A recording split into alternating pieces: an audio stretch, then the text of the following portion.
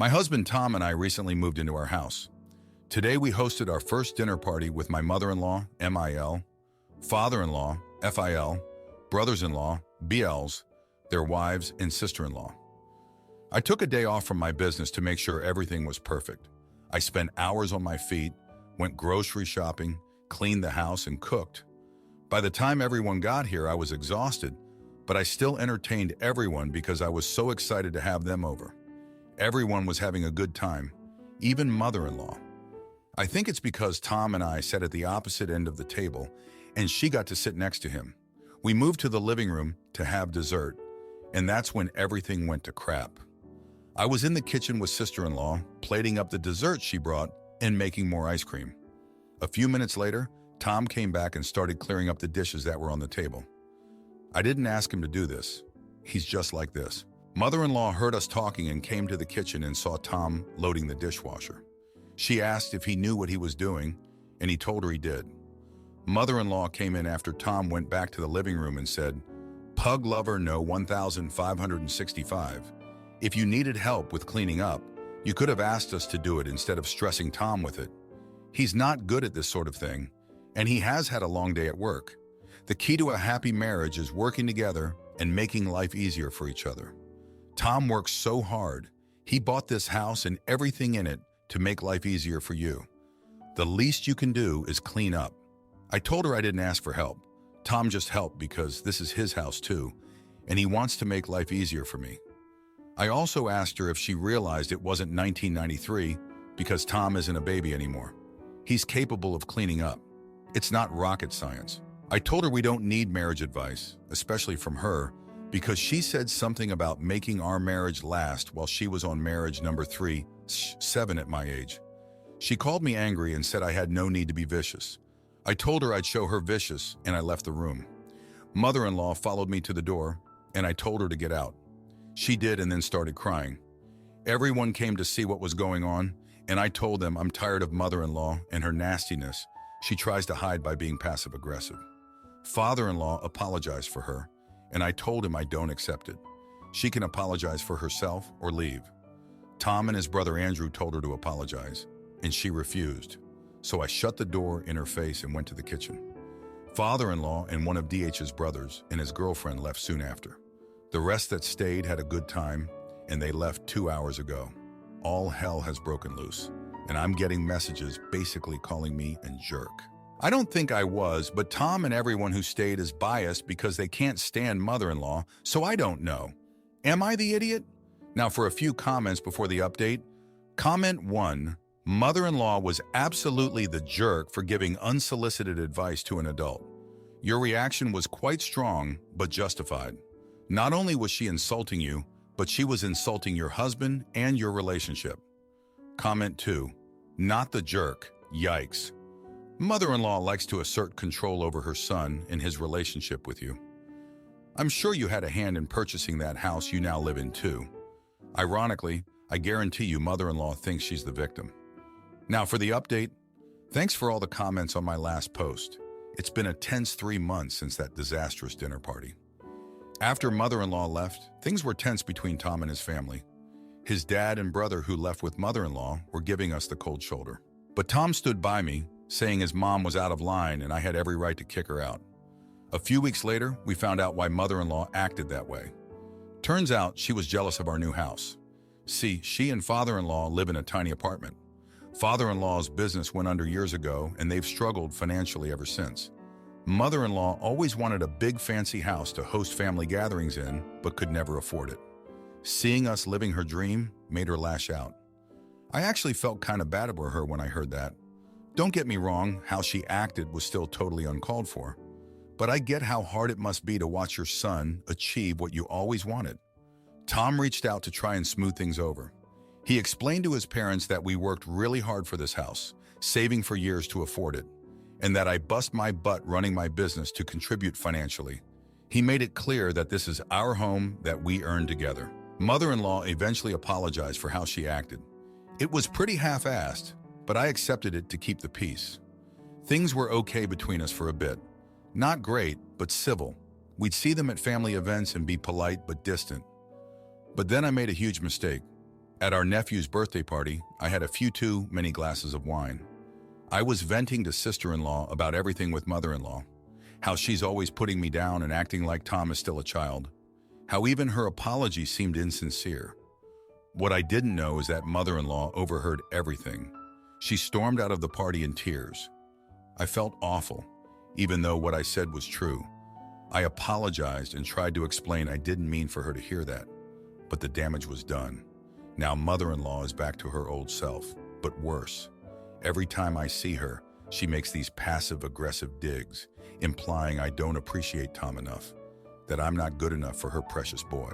She even told me I should quit working to be a housewife, since my little hobby business clearly isn't that important. It all came to a head last week. We were at Tom's parents' for dinner. Mother-in-law kept going on and on about how I'm too career-focused and not putting Tom first.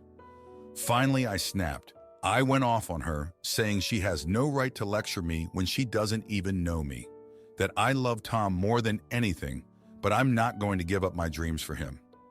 Mother-in-law started crying, and Tom just sat there not saying anything. I got my coat and left. Tom stayed there to comfort his mom instead of leaving with me. I had to take an Uber home. I was so hurt and angry I could barely see straight. Things have been tense between Tom and I since then. He thinks I was too harsh on his mom and that I need to be the bigger person. But I'm sick of catering to her. I've tried being nice. I've tried standing up for myself. Nothing works. I'm starting to resent Tom for not having my back more. This is the woman who raised him. I get that. But I'm his wife. He should be putting me first. He keeps saying he's stuck in the middle, but it doesn't feel that way. It feels like he's choosing her side over mine. I don't know where we go from here. I love Tom so much, but I don't know if I can keep dealing with his mom's abuse. And if he won't stand up for me, I'm not sure I can stay with him. I never thought I'd say that, but I'm at my breaking point. I just keep thinking about how excited we were to start our lives in this house, how I thought it was going to be this amazing new chapter for us. But mother-in-law is poisoning it. She's poisoning my marriage, and I don't know how to make it stop. Anyway, thanks for letting me vent, Reddit. I know I messed up with what I said at that party, but I could really use some advice on where to go from here. How do I get through to my husband? Is this marriage even salvageable at this point? I just feel so lost and alone. Thanks for reading and for any support or guidance you can offer. I really appreciate it. Aita for meeting my dad's best friends. After my parents hid my adoption from me, so I, 17-year-old male, learned last year that I was adopted by my adoptive dad. I always thought he was my biological dad. My parents never told me. A few months later, I found a letter my dad wrote before he died, while my mom was pregnant with me. And in that letter, it explained he had no contact with his biological family, and he wanted me to have no contact with them either, and that he was the reason, not mom. He wanted me to blame him if I blamed anyone. He also said how much he loved me and how much he wanted to raise me.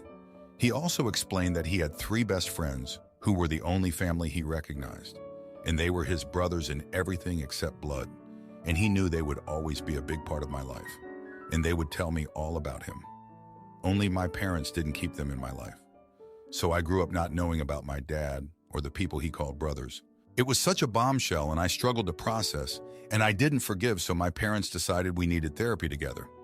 Once in therapy, they explained some things, at least how they wanted to. They said the reason to not keep my uncles around was they felt like it was preventing me from knowing my adoptive dad as my real dad. Mom said she didn't want me to ever tell him he wasn't my real dad. She didn't want me caring more for dad's best friends than the man raising me. Dad admitted to being jealous and wanting the 3 guys from my dad's life out of my life, so I could be his kid and he wouldn't forever be my stepdad.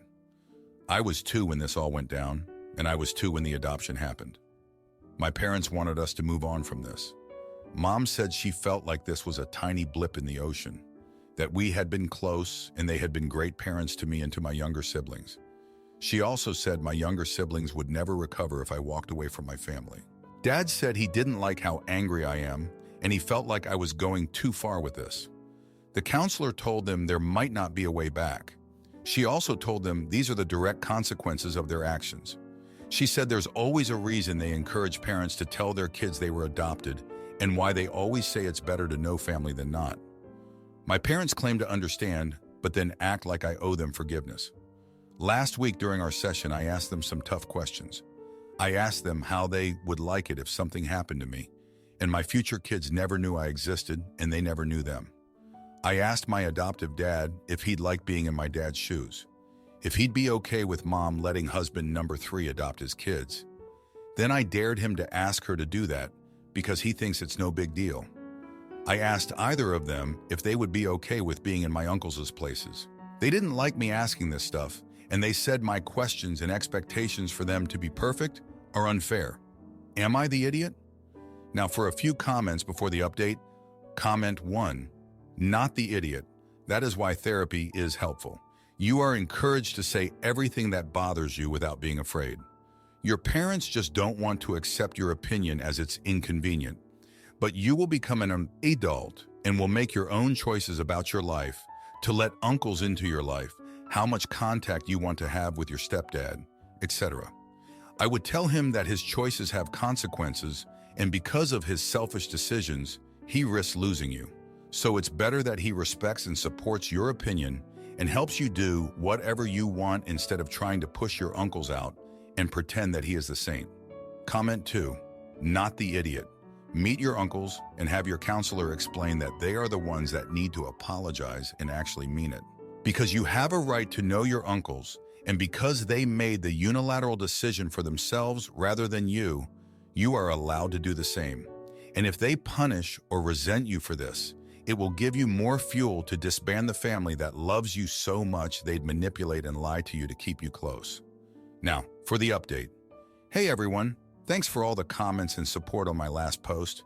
It's been a tense couple of weeks since then, and I've got some updates for you. First off, I decided to reach out to my uncles. It took some digging, but I managed to find their contact info. I was nervous as hell, but I sent them each a message explaining who I was and that I'd found my dad's letter. They were shocked, to say the least. Turns out they had no idea my parents had kept them out of my life. They thought my parents just needed space to grieve and raise me, and that they'd be back in touch when the time was right. They had no clue it had been a deliberate choice to cut them out. We ended up meeting up for coffee, and it was intense. They had so many stories about my dad, and it was clear how much they loved him. They even had old photos of him as a kid, which I'd never seen before. It was like getting a glimpse into a whole other life he had before me. They also told me more about why my dad had cut off his biological family. Apparently, there was a lot of abuse and toxicity there, and he'd wanted to protect me from that.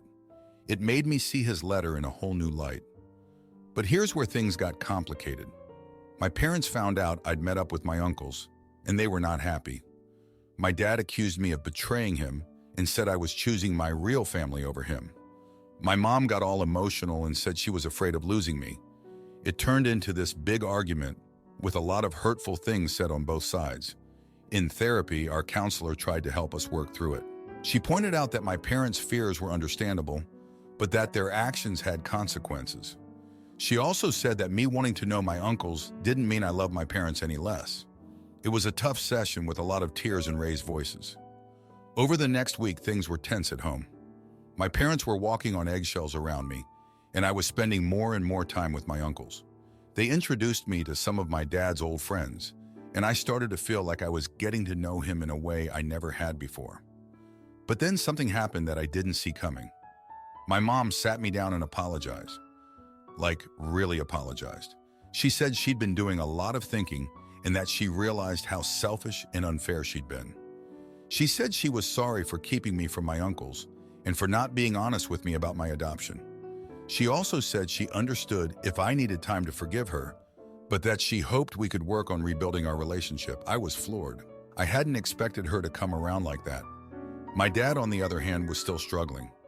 He admitted that he was jealous of my uncles and afraid of losing his place in my life.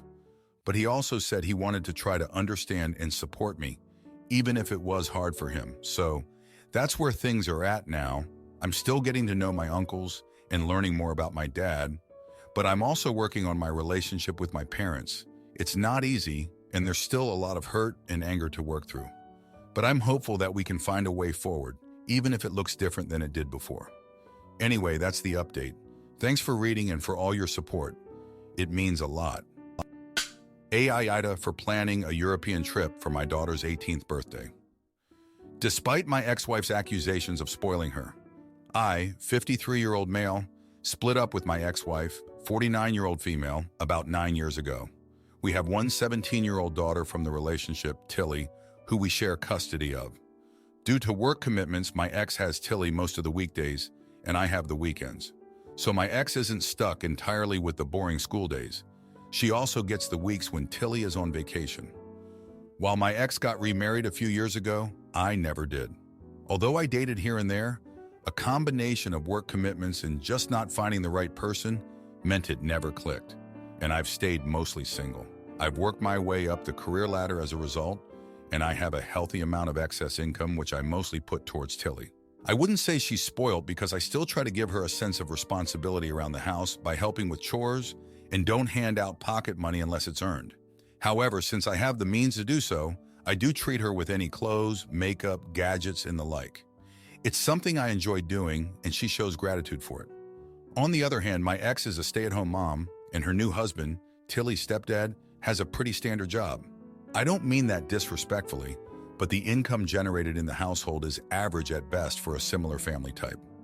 As such, Tilly rarely gets any presents from her mom's stepdad other than on birthdays or any other holidays.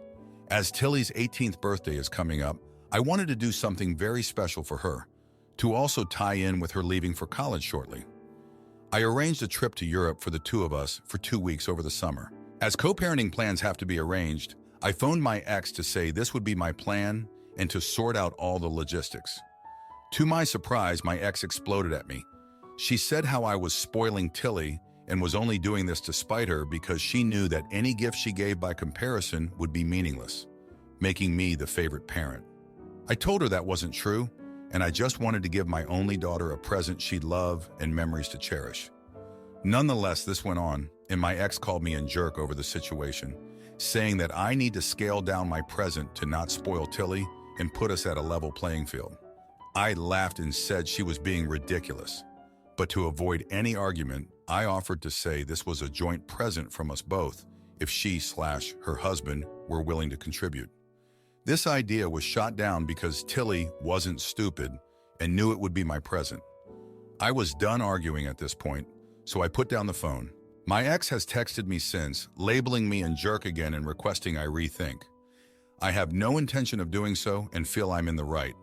Am I the idiot? Now for a few comments before the update. Comment 1. If Tilly's 18th birthday is coming up, why do you need your ex's permission? Tilly will legally be an adult and can choose for herself where she wants to spend those 2 weeks. Edit, not the jerk. Tilly will be 18 by the time of the trip. The phone call to the ex was a courtesy call. Comment 2. Not the jerk. She is not your wife anymore. She has no say. Your daughter turning 18 means she is now an adult. This means that you no longer have to deal with your ex. Have an awesome vacation. Now for the update. Hey everyone, thanks for reading my last post and for all the support and advice. It's been a week since I posted, and I wanted to give you all an update on what's been happening. After my phone call with my ex, things got even more heated. She started sending me angry texts and emails, accusing me of trying to buy Tilly's love and turn her against her own mother. I tried to explain that wasn't my intention at all, but she wouldn't listen. It got to the point where she threatened to take me to court and fight for full custody of Tilly, saying I was an unfit parent for spoiling her so much. I was shocked and hurt by her accusations, but I tried to stay calm and rational. I reached out to a lawyer friend of mine for advice, and he said that my ex didn't have a strong case for full custody based on the fact that I was giving Tilly gifts. He advised me to keep records of all our communications and to try to keep things civil for Tilly's sake. Meanwhile, Tilly was caught in the middle of all this drama.